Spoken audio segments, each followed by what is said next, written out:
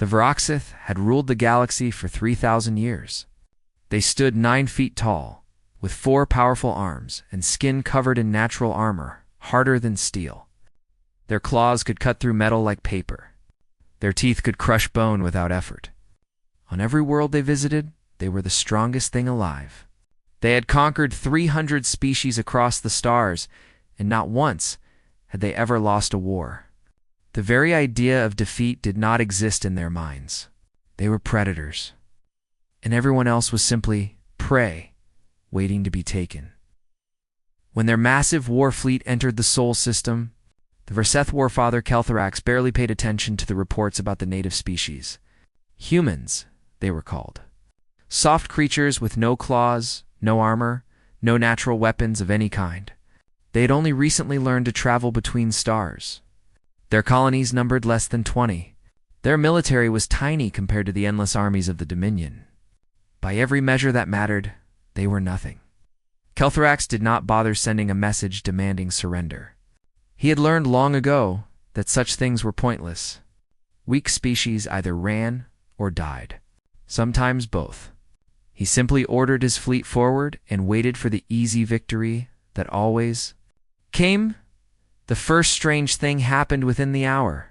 His scouts reported that the human fleet was not retreating toward their homeworld. Every other species did this when facing the Vraxith. They would pull back, gather their forces around their most important planet, and prepare for a final desperate stand. It never worked, but it was what prey always did. The humans, however, were doing something different. They were coming forward. They were attacking. Keltharax found this amusing. He had seen such desperate charges before, usually from species too stupid to understand they had already lost. He leaned back in his command chair and watched the tactical display with something close to boredom. His fleet outnumbered the humans 5-1. His ships were larger, better armed, and crewed by warriors who had never known defeat. This would be over quickly. A communication signal came through from the human flagship. Keltharax allowed it, curious what the doomed creatures might say. The face that appeared on his screen belonged to a human female with gray hair and calm eyes. She wore a simple military uniform and showed no signs of fear. "I am Admiral Chen Weilin of the United Earth Navy," she said. Her voice was steady. "You have entered human space without permission. I'm giving you one chance to turn around." Keltharax laughed. The sound was deep and rumbling, like rocks grinding together. "Little creature," he said, "my kind has conquered half the galaxy. We have crushed species far greater than yours beneath our feet. You have no chance. You have no hope. You have only the choice of how you die." Admiral Chen's expression did not change. "So you're sure about this? You really want to do this?" "I want nothing," Keltharax replied. "I simply take—" The Admiral nodded slowly. "All right then. Don't say I didn't warn you." The signal cut off. Keltharax ordered the attack. The battle that followed was unlike anything the Vraxith had experienced. At first, everything went as expected. Human ships exploded under the heavy fire of Vraxith weapons. Their smaller vessels were torn apart by the dozens. The Dominion fleet pushed forward with the confidence of predators, who had never met anything they couldn't kill. Then the humans started doing things that made no CNSE damaged human cruiser. Burning and falling apart, suddenly changed course. Instead of trying to escape, it flew directly into a Vraxith carrier. The explosion killed 4,000 Vraxith warriors. Before Keltharax could process this, 2 more human ships did the same thing. They were sacrificing themselves. They were using their own deaths as weapons. Reports came in from boarding parties. Vraxith warriors had entered a human vessel expecting easy kills. What they found was something else entirely. The humans did not surrender. They did not run. They fought with guns, and when the guns were empty, they fought with knives. When the knives broke, they fought with their bare hands. They bit, they clawed. They refused to die quietly. One report in particular stuck in Keltharax's mind. A human soldier had been shot through the chest. By all rights, he should have been dead. Instead, he had kept fighting for another full minute, killing 3 Varaxith warriors before finally collapsing. Witnesses said he had been making a strange sound the entire time. It took the translators a moment to identify it. He had been laughing. The battle lasted 3 hours. When it was over, the Varaxith had lost 47 ships. They had killed more humans than they had lost, by the numbers. By any normal measure, they had won. But something felt wrong. Keltharax studied the reports and felt a cold sensation growing in his chest. A feeling he did not recognize because he had never experienced it before. The humans had retreated, but they had not fled. They pulled back in good order, protecting their damaged ships and carrying away their wounded. Even in defeat, they moved with purpose. And their final transmission before leaving the battlefield was not a plea for mercy or a cry of despair. It was a promise. "See you soon," Admiral Chen had said. And somehow, those 3 simple words felt more threatening than any weapon the Varaxith possessed. Keltharax stood alone in his command chamber long after the battle ended. He thought about the human soldier who had laughed while dying. He thought about the ships that had chosen death as a weapon. He thought about a species that had no claws, no armor, no natural defenses of any kind, and yet had looked at the most feared predators in the galaxy and decided to attack anyway. For the first time in his very long life, Keltharax wondered if the Varaxith had made a terrible mistake. He pushed the thought away. They were the Dominion. They had conquered the galaxy. They could not be defeated by soft, weak creatures who had barely learned to leave their own planet. But late that night, alone in the darkness of his quarters, the warfather of the Varaxith could not sleep. Every time he closed his eyes, he saw that human soldier laughing as he died. And somewhere deep inside him, in a place he did not want to acknowledge, the cold feeling continued to grow. The Varaxith had been the hunters for 3,000 years. They had just met something that refused to be prey. The planet was called New Brisbane. It was a farming colony on the edge of human space, home to 200,000 people who grew food and raised animals and lived quiet lives under an orange sun.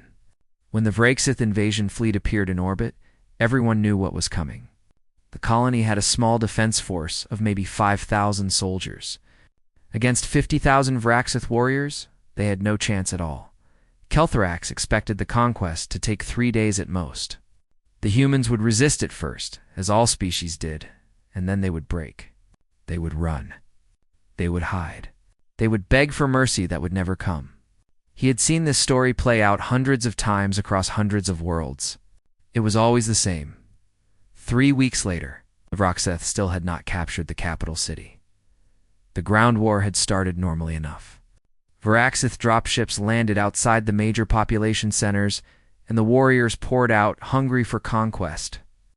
They marched toward the human settlements with the confidence of apex predators, their weapons ready and their claws sharp. The first human defensive positions fell within hours. Everything was going according to plan, then the humans stopped making sense. When the Varaxith overwhelmed a position, they expected the defenders to flee. That was what prey did. Instead, the humans fell back a short distance, regrouped, and attacked again. When they ran out of ammunition, they fixed blades to their guns and charged. When the blades broke, they picked up rocks or farming tools or pieces of broken machinery. One group of human farmers, armed with nothing but the tools they used to work the soil, had held a bridge for 6 hours against Varaxith warriors in full combat armor. The Varaxith commanders could not understand it. These humans were dying by the hundreds. They had to know they could not win.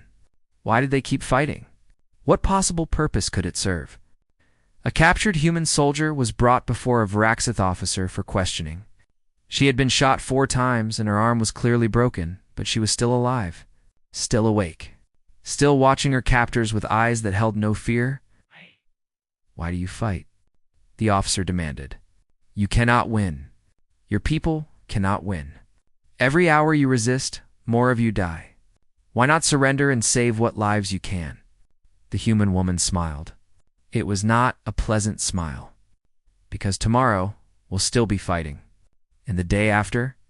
And the day after that? Can you say the same?" That night, she killed 2 guards and nearly escaped. It took 6 warriors to bring her down, and 3 of them needed medical attention afterward, but the nights were when the true horror began. The Vraxith were predators. For all of their history, they had been the things that hunted in the darkness. Other species feared the night because that was when the Vraxith came. It had never occurred to them that the darkness could belong to anyone else, the humans taught them. Differently, small groups of resistance. Fighters moved through the shadows with a patience that seemed almost supernatural. They would watch a Vraxith patrol for hours, waiting for the perfect moment. Then they would strike, fast and brutal, killing 1 or 2 warriors before vanishing into the darkness. They set traps in the forests and the ruins of buildings, cruel devices that maimed rather than killed. The screams of wounded Vraxith echoed through the night for hours, and rescue parties who went to help them often walked into more traps. Messages began appearing on walls and vehicles. Written in Vraxith blood, "We don't stop." The words haunted the warriors. They began to see threats in every shadow. They jumped at sudden sounds. Sleep became difficult, then nearly impossible.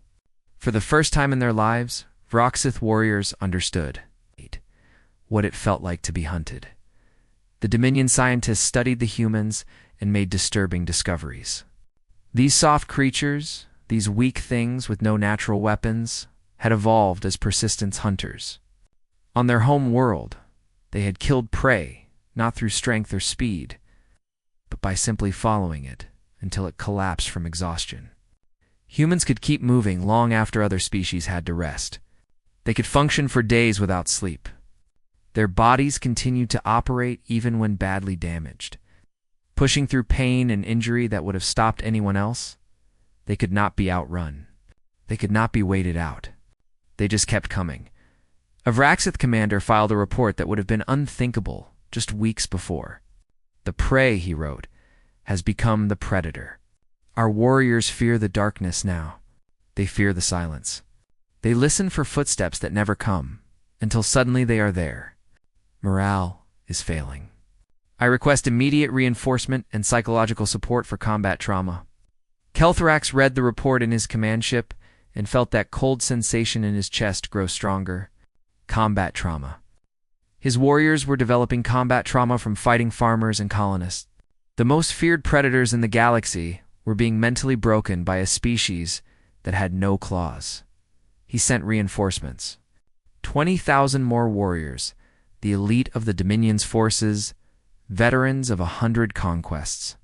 He told himself this would end the campaign. This would show the humans that resistance was pointless. But deep down in that place, he refused to acknowledge. He was beginning to understand something terrible. The humans were not fighting to win. They knew they could not win. Not here, not against these numbers. They were fighting for something else. Every day the Vraxith spent on New Brisbane was a day they were not attacking other human worlds. Every warrior killed in the dark was one less warrior for the next battle. Every report of psychological damage was a crack in the foundation of Vraxith. Confidence, they were not trying to defeat the Vraxith. They were trying to teach them. Fear, and it was working. The war spread across a dozen star systems, and with each passing month, the Vraxith discovered new reasons to fear their enemy. It was not that the humans were winning every battle. They were not. The Vraxith had thousands of years of military experience and technology far beyond anything humanity possessed. They won more fights than they lost. They captured human worlds and destroyed human ships and killed human soldiers by the thousands. By every measure their commanders had always used, the Dominion was succeeding. But something was wrong. Something was deeply and terribly wrong. The humans were learning too fast. The Vraxith had perfected their military tactics over centuries of conquest, their formations, their strategies. Their methods of war had been tested against hundreds of species and refined to near perfection. Every commander in the Dominion knew these tactics by heart. They had always worked before. Now, they were failing. A Vraxith admiral named Sethrock commanded a fleet of 60 warships. He used a classic Dominion formation, the same one that had crushed the defenses of the Kellery Empire 300 years ago. It was perfect for overwhelming enemy forces with concentrated firepower. He had used it a dozen times in this war already, and it had worked every time. The humans saw it coming. They split their smaller fleet into 3 groups and attacked from multiple angles, targeting the weak points in the formation that Sethric had never even known existed. By the time he adjusted his tactics, half his ships were damaged or destroyed. The humans had studied his moves, found the flaws, and exploited them without hesitation. Across the war front, similar reports came in. Tactics that worked on Monday were countered by Wednesday. The humans were sharing information at incredible speed. Every battle, every engagement, every single fight was analyzed, studied, and turned into training material. Young human officers learned from the mistakes of others before they ever saw combat. The entire species was learning how to fight the Vrakesith in real time. A Vrakesith, General complained, in an official report that fighting the humans was like fighting a single enemy with 1,000,000 bodies. Kill one, and the others learned from its death. Wound one, and the rest adapted to prevent the same injury. They were not a species. They were a learning machine. Then the Dominion discovered how this was possible. Humans had spent their entire history fighting each other. While the Vrakesith had been conquering the stars as a united species, humans had been at war with themselves for thousands of years.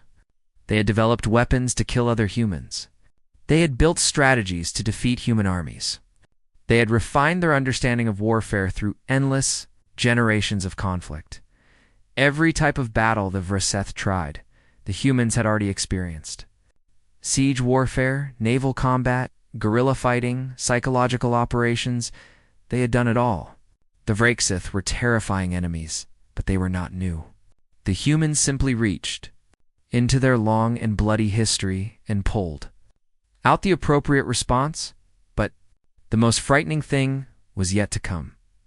They called themselves the Wolves. The first sign of their existence came when a Vrakesith command ship suddenly went silent. It was a massive vessel, home to 200 warriors, and the entire leadership of the sector fleet. One moment it was transmitting normal reports, the next moment, nothing. No distress signal, no call for help, just silence. When reinforcements arrived, they found the ship drifting in space with all its lights dark. The boarding parties entered carefully, weapons ready for whatever enemy had done this. What they found was worse than any enemy. Every Vrakesith on board was dead, 200 bodies scattered throughout the ship. Some had been killed with weapons. Others had been killed silently, their necks broken, or their throats cut. The command crew had died first, killed so quickly they never even triggered an alarm. Then the hunters had moved through the ship, room by room, deck by deck, killing everyone they found. It had taken them 6 hours. 6 hours of silent death while the ship continued normal operations, while the crew died without ever knowing what was happening. The human unit responsible was small, maybe 20 soldiers. They had entered through a maintenance hatch, moved through the ship like ghosts, killed 200 Vrakesith warriors, and left without a trace. The security recordings showed almost nothing. Just shadows that moved too fast, glimpses of figures that appeared and disappeared before the cameras could focus. The Vrakesith had a word for such things. It was an ancient word, almost forgotten, from a time before they conquered the galaxy. It meant that which hunts the hunter. They had not used it in 10,000 years because they had never met anything that qualified. Now, they began using it again. More incidents followed. Supply ships found with their crews slaughtered. Military bases attacked in the night, their commanders killed in their beds. Vital communication stations destroyed by enemies who came and went without being seen. The wolves were everywhere and nowhere. They struck without warning and left no survivors to describe them. Fear spread through the Vrakesith military like a disease. Warriors who had never hesitated in battle began looking over their shoulders. Commanders tripled their personal guards and still could not sleep. The darkness that had always belonged to the Vrakesith now belonged to something else. Keltharax received reports of what the humans called these soldiers. Special forces. Elite warriors trained for years in the art of silent death. Humans selected for their intelligence, their creativity, their ability to adapt to any situation. They were sent on missions that no normal soldier could complete, and they almost always succeeded. The Warfather studied these reports and finally allowed himself to acknowledge the truth he had been denying since the war began. His people were not fighting prey. They were fighting predators, and these new predators were better at hunting than the Verseth had ever been. 2 years into the war, the Vraxith Dominion faced something it had never experienced in 3,000 years of conquest. They were losing, not on paper. The official reports still showed Vraxith victories. They had captured human worlds. They had destroyed human fleets. They had killed far more humans than they had lost warriors. By every measure, their leaders had always used. The Dominion was winning the war, but the truth was written in numbers that no one wanted to discuss. Recruitment was falling. For the first time in recorded history, young Vraxith were not eagerly joining the military. They had grown up hearing stories of easy conquest and guaranteed victory. Now they watched veterans return from the front lines as broken shadows of their former selves. Warriors who had conquered a dozen worlds woke up screaming in the night. Some refused to enter dark rooms. Others could not stop checking over their shoulders for enemies that were not there. The humans had a name for this condition. They called it combat trauma. The Vraxith had never needed such a term because they had never experienced it. Now their medical corps was overwhelmed with cases. Strong warriors, proud predators, reduced to trembling wrecks by an enemy they had expected to crush in weeks. The council received a report that would have been impossible to believe before the war began. In certain units, Vraxith warriors were refusing to fight. Not through cowardice, but through something worse. They simply could not make themselves face the humans again. Their minds had broken under the weight of constant fear, constant hunting, constant reminders that they were no longer the apex predators they had always believed themselves to be. And then the humans attacked. It started slowly. A fleet appeared in Vraxith-controlled space and destroyed a supply convoy. Another fleet hit a military outpost and vanished before reinforcements could arrive. Small attacks, probing strikes, testing the Dominion's defenses. Kelthorax recognized the pattern. The humans were preparing for something larger. The main assault came 3 months later. Admiral led a combined human fleet of over 200 ships into the heart of Vraxith-controlled territory. It was not the largest fleet in human history, but it was the most determined. Every ship carried crews who had volunteered for a mission they knew might kill them. Every soldier on board had written letters to their families, assuming they would not return. They flew toward almost certain death with their eyes open and their weapons ready. The Vraxith met them with a larger force. They outnumbered the humans nearly 2 to 1. Their ships were bigger, their weapons more powerful, their warriors more numerous. By every calculation, they should have won easily. The battle lasted for days. Human ships dove into Vraxith formations with suicidal bravery. Damaged vessels rammed enemy carriers. Fighters flew directly into gun batteries to create openings for their comrades. The humans took terrible losses, watching friends and allies die by the hundreds, and they kept fighting. They did not retreat. They did not surrender. They just kept coming, wave after wave, until the Vraxith fleet began to crumble. On the 3rd day, a Vraxith commander sent a signal to his ship's crew.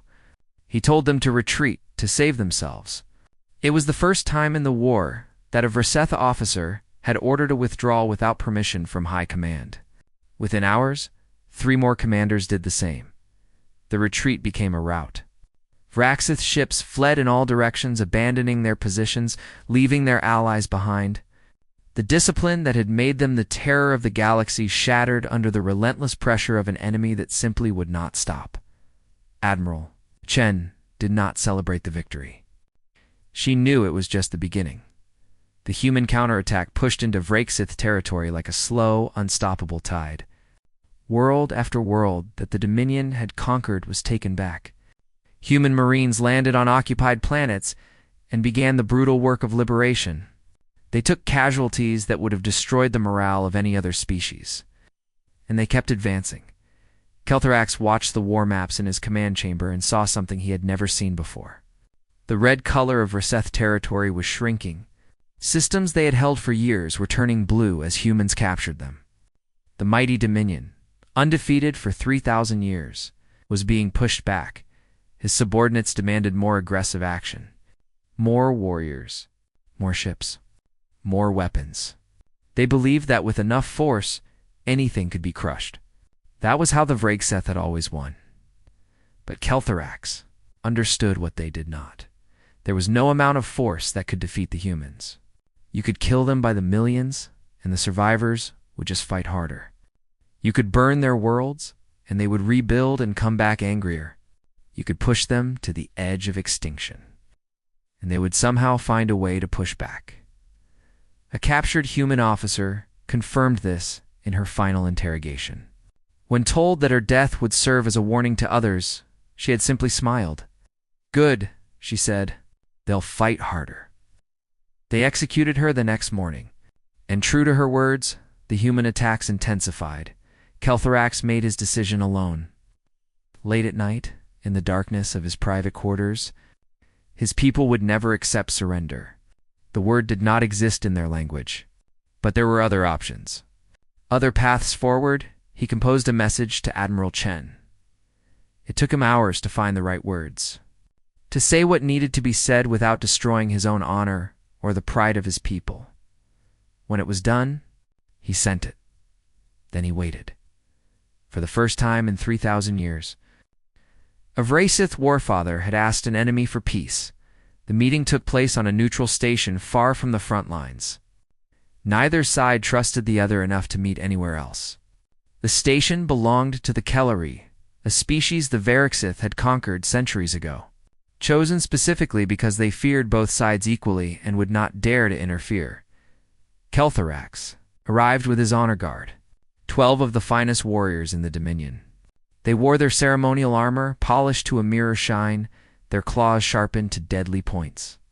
They towered over every other being on the station, 9 feet of muscle and chitin and predatory power. Anyone who saw them could not help but feel afraid. Admiral Chen arrived with 4 Marines. They were not particularly large for humans. They wore simple combat armor, scarred and dented from actual use. They carried weapons that seemed almost primitive compared to Vragseth technology. But they walked with a quiet confidence that made the honor guard uncomfortable. These were not soldiers putting on a show. These were killers who had nothing to prove. The two groups met in a conference room designed for species much smaller than the Vragseth. Keltharax had to bend down slightly to fit through the door. He took his place at one end of the table and studied the human admiral across from him. She was old for her species. Gray hair, weathered skin, lines around her eyes that spoke of years of hard decisions. But her gaze was steady and sharp, and she showed no sign of fear. She looked at the warfather of the Vragseth Dominion the same way she might look at a difficult problem waiting to be solved. "You asked for this meeting," she said. Her voice was calm. "So talk." Keltharax was silent for a long moment. He had practiced this speech many times, but now that the moment had come, the words felt strange in his mouth. Finally, he spoke. "My people have conquered 342 species. We have ruled the galaxy for 3,000 years. We have never lost a war. We have never asked for peace." He paused. "I am not here to surrender." Chen's expression did not change. "Then why are you here?" "To understand." Keltharax leaned forward, his forearms folded on the table. "I have fought your kind for 2 years. I have watched my warriors break against your resistance. I have seen things I never believed possible, and I need to know." He fixed her with his predator's gaze. "What are you?" The question hung in the air. Chen considered it carefully before answering. "We are what happens when evolution decides that the only way to survive is to never give up." She spoke slowly, choosing each word with care. "Our planet tried to kill us every single day. The weather, the animals, the diseases, even the ground itself. We had no claws, no armor, no venom.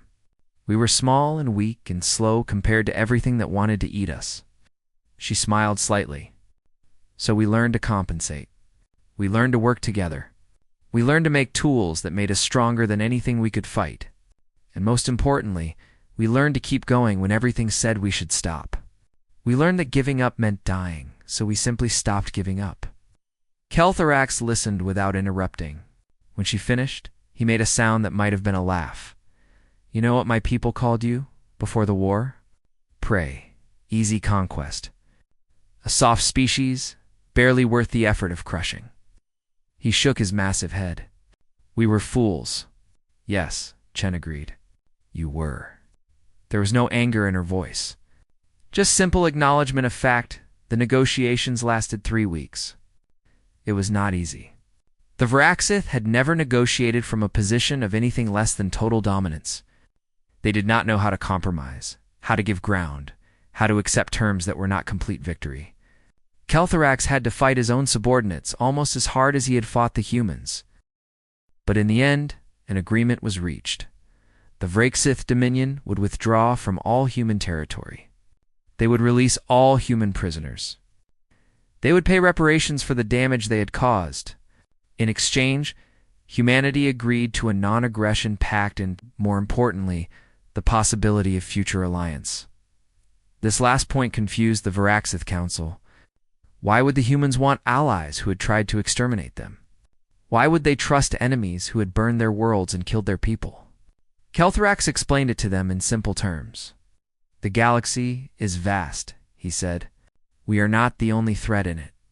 The humans are practical. They would rather have us fighting beside them than against them. And they know something we did not understand until now. He paused, letting the weight of his next words settle over the council. They know they can beat us. They have already proven it. So they have nothing to fear from peace. The council accepted the terms. On the day the agreement was signed, Kel'Thrax stood with Admiral Chen on the observation deck of the neutral station. They watched the stars in silence for a long time. Two predators from opposite ends of the galaxy who had tried to destroy each other and found something unexpected instead. Your species has a word, Kel'Thrax said finally. Respect. We do not have an exact translation. The closest is a phrase we use for worthy prey. He turned to face her. But you are not prey. You never were. You are something we have never encountered before. What is that? Chen asked. Equals. The word hung in the air between them. It was not a small thing. For a species that had spent 3,000 years at the top of the food chain, acknowledging equals was almost unthinkable. Chen nodded slowly. The galaxy is about to get very interesting, she said. The other species have been watching this war. They've seen what humans can do. What happens when they start wondering if they can do the same? Kel'Thrax considered this. She was right. The Varaxith had ruled through fear, through the belief that they could not be defeated. That belief was shattered now. Every conquered species in the galaxy had watched humanity stand against the Dominion and win. The old order was already crumbling. Then we will need each other, he said. Predators standing together against whatever comes. Chen smiled. It was the first genuine smile he had seen from her. Welcome to the pack, she said. As her ship departed, Kel'Thrax sent a final message. It contained a phrase in the ancient Verseth language, the words his warriors had whispered in fear throughout the war. Those who hunt the hunters. Below it, he added a translation that humans would understand. Apex predator recognized. Status respected. Chen's reply came quickly. A single word that said everything. Likewise. Kel'Thrax read it and felt something shift in his chest. Not the cold fear that had lived there for 2 years. Something else. Something that felt almost like anticipation. The galaxy was changing. The old rules were gone. And for the first time in 3,000 years, the Verseth would face the future not as conquerors, but as allies. He found, to his surprise, that he was looking forward to it.